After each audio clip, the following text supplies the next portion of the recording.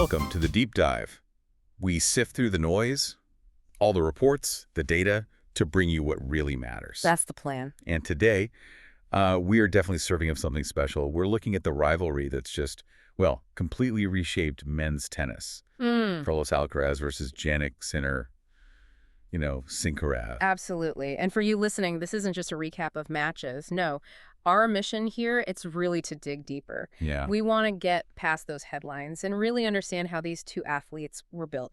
We're talking foundational training, their very different playing styles, Totally different. the money behind their success, and also what makes them tick psychologically? What are those secret weapons driving this level of performance? Okay, let's get into it. Because our sources, they cover pretty much everything. Childhood academies, the drills, even down to, their actual annual earnings. It's all there. We're essentially looking at two elite machines, right? Engineered for dominance, and how they got there. Oh, well, that's one heck of a story in sports right now. It really is.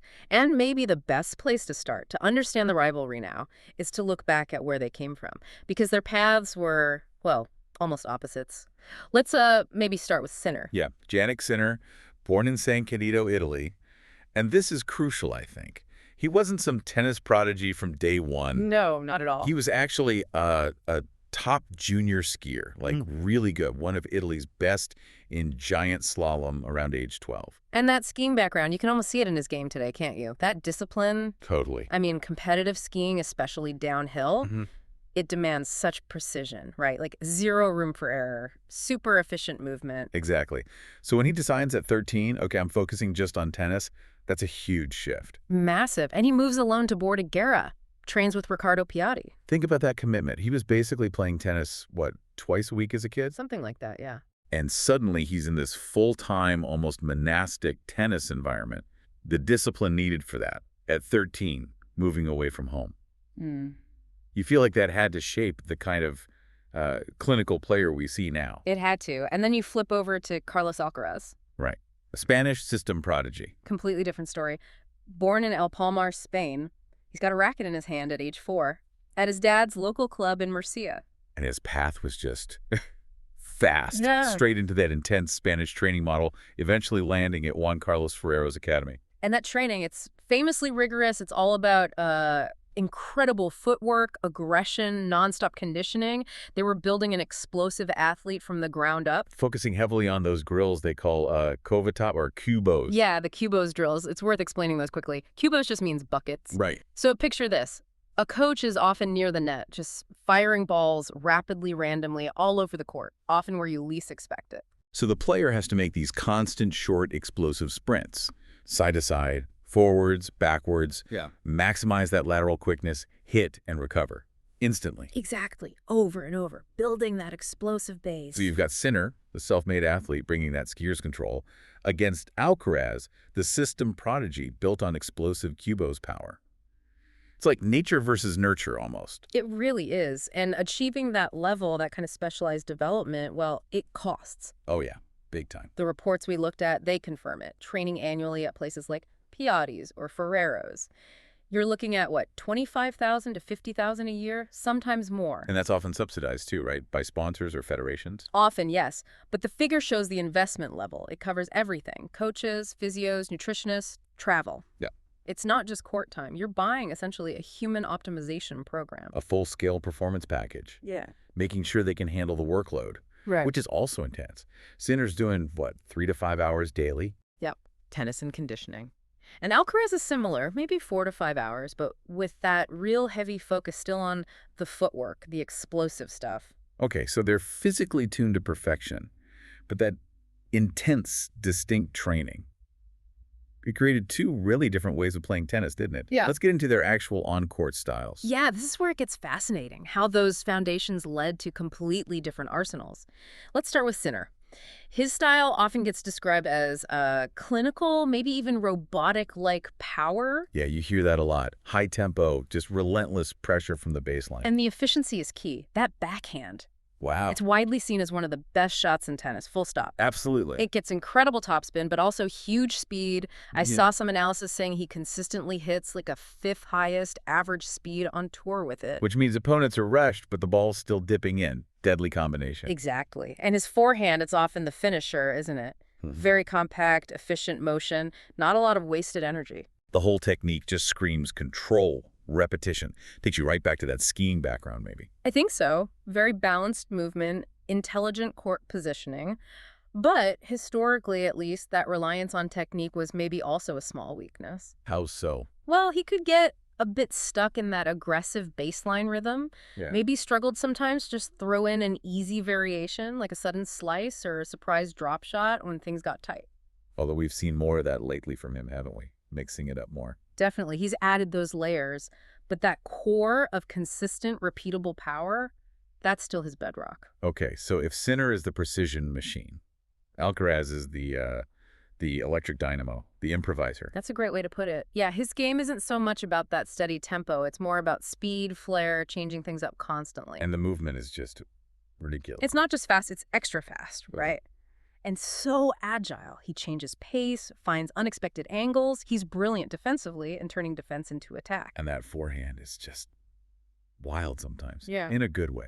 Totally flamboyant. Versatile. Where Sinner might hammer the same spot, Alcaraz might use his forehand for a delicate drop shot, or a massive looping topspin lob, or just flatten it out for a screaming winner. Unpredictable. But that kind of high-risk game, it must take incredible mental strength, right, to back yourself playing like that all the time. That's what struck me in the analyst reports. Yeah, he's physically explosive, but they consistently point to his mindset as the ultimate weapon. He almost needs that mental resilience because playing high risk means, dips and instability are always a possibility. So, okay, he leans on mental strength, high-risk shots, but the reports also suggest his serve, while fast, maybe lacks some of Sinner's technical refinement.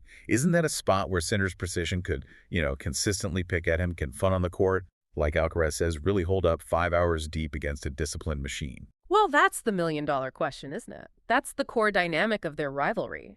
Sinner's technical perfection, his balance, it forces Alcaraz to dig even deeper into that speed, that flair, that mental toughness to bridge any small technical gap. So the key takeaway is really that contrast. Sinner finds strength in his process, Alcaraz finds it in surprising opponents and winning the mental battle. Perfectly put. And that kind of dominance, it pays. Let's shift gears a bit. Talk about the business side. How much are these guys actually earning now that they're, the new two? Oh, they are right at the top, absolute peak financially. The data we have suggests Alcaraz for the 2023-24 season pulled in total earnings prize money plus endorsements somewhere around 20 to 25 million. Wow, big numbers. And backed by huge global brands, right? Nike, Rolex. BMW too, yeah. The blue chip sponsors. And Sinner, is he in that same ballpark? Pretty much neck and neck, also in that 15 to 25 million range for the same period. Remarkable parity. But his sponsor list tells a slightly different story, maybe about his brand image. Well, he shares some big ones like Nike, Head, Rolex. But Sinner also has deals with luxury brands like Gucci and even partnerships with Lavazza Coffee and Formula One. It suggests he's branding himself around, precision, consistency, maybe that touch of luxury. Which fits his game perfectly, doesn't it? Exactly. It's a tailored fit. They're not just tennis players anymore. They're global brands, carefully managed, highly paid, with specific market appeal. So beyond the money, what about their mindset? The sources mentioned their success secrets or mottos.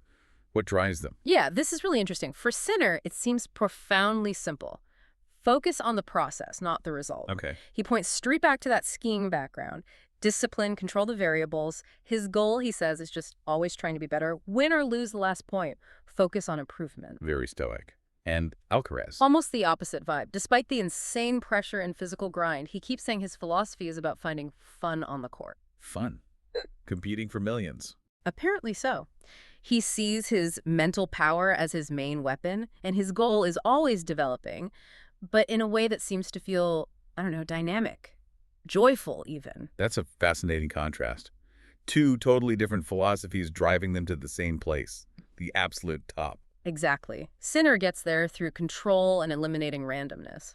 Alcaraz gets there by embracing a kind of controlled chaos, finding freedom and enjoyment within the pressure cooker. Okay, so if we tie this all together, we've looked at how these two incredible athletes were built, how they play, how they earn, what drives them. And their rivalry, Sincaraz, it's really the ultimate test lab for both approaches, isn't it? Absolutely. It's the new standard. They've officially taken over from the previous generation's giants. Alcaraz might lead the head-to-head right now, 10-5 as of the last U.S. Open. Right. But it's not just the score. It's how they play each other, the sheer quality and intensity. And the stats are just staggering. They've won, what is it, the last 7 Grand Slams between them? 7 majors, Sinner 4, Alcaraz 3. They're the new 2, and deservedly so. But it's the physical benchmark they're setting that's maybe even more impressive. Yeah, those matches are brutal. The sources really highlight this. You've got relentless aggression meeting incredible defense, and it just pushes matches to these unbelievable lengths. They just don't give away cheap points. We saw that in 2025, right? When they played each other in 3 straight major finals. French Open, Wimbledon, U.S. Open. Made history. First time ever in the Open era for men's singles. 3 consecutive major finals between the same 2 guys. And the matches themselves, classics already. That 2022 U.S. Open quarterfinal, 5 hours, 15 minutes, finished incredibly late. Record late finish, yeah. Just epic. Or that 2025 French Open final we mentioned earlier. Even longer. 5 hours, 29 minutes, longest ever Roland Garros final. And Alcaraz won it, but Sinner had match points. The fact they can both sustain that level of intensity, top speed, high-risk shots for over 5 hours, it just speaks volumes about their conditioning, their training systems, minimal dips, flawless preparation. So let's wrap this up. What does it all mean? We've got these 2 players, one forged in, let's say, snow and discipline, the other rooted in clay and flair. Good summary. Both hitting massive levels of success, earning huge money, and basically setting a completely new standard for what elite tennis looks like. Right, and it leads to a really interesting question, I think, for you listening and maybe for the future of the sport. The sources make it clear. Both guys are maxed out on financial backing, physical commitment, top-tier everything. Okay. But their core mental approaches differ. You have Sinner, focused on that measurable, stoic process, continuous improvement, versus Alcaraz focusing on the subjective feeling of fun on the court, that mental freedom. So the final thought is this. When you're 5 hours deep in a Grand Slam final, brutal intensity, razor-thin margins, which philosophy wins out long-term? Is it the relentless process or the resilient fun? Which one do you think is built to sustain this kind of dominance over the next decade? Something to think about until our next deep dive.